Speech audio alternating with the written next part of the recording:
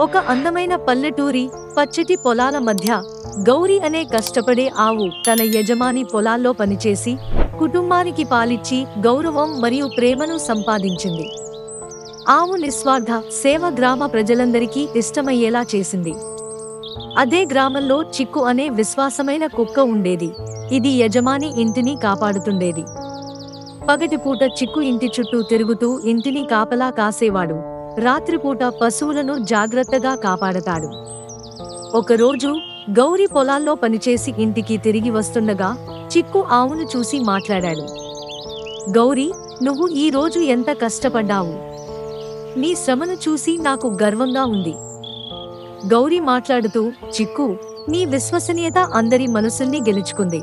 నువ్వు ఇంటిని కాపాడుతుంటే నేను పని మీద ధైర్యంగా ఉండగలను.